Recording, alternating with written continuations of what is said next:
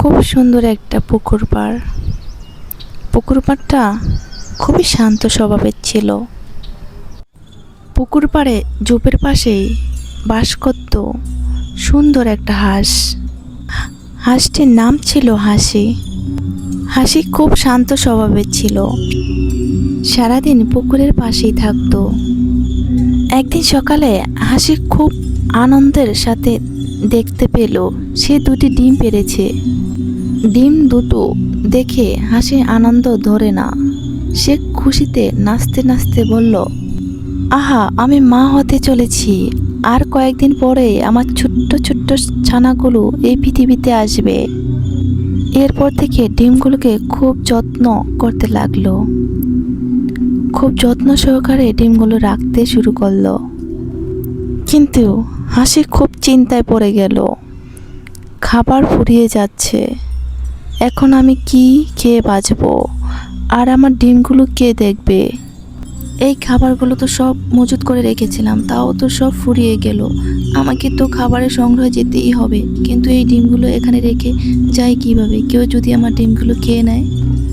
হাসি অনেক ভেবে শেষে বলল, না গেলে তো আমি না খেয়ে মারা যাব। যাই তাড়াতাড়ি কিছু মাছ ধরে নিয়ে আসি।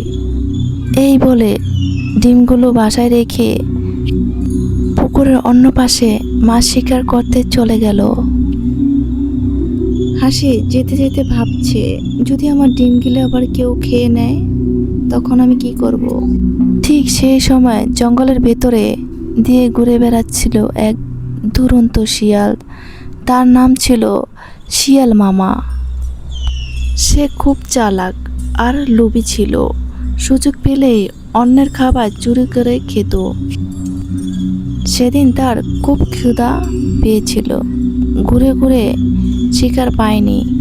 হাঁটতে হাঁটতে তার চোখে পড়ল পুকুরের বাসাটার দিকে। তখন তার চোখে পড়ল দুটো ডিম। ডিম দুটো কত সুন্দর দেখাচ্ছে।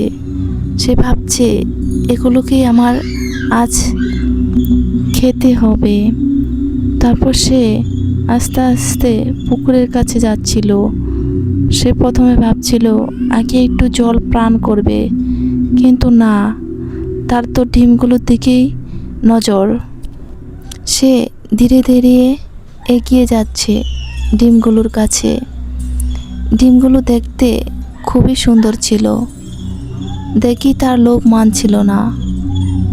বা আজ তো ভাগ্য খুব গেছে, এত বড় ডিমগুলো খেলে তো আজকের বোঝ জমে যাবে। হাসি কোথাও নেই, তাড়াতাড়ি চলে যায়।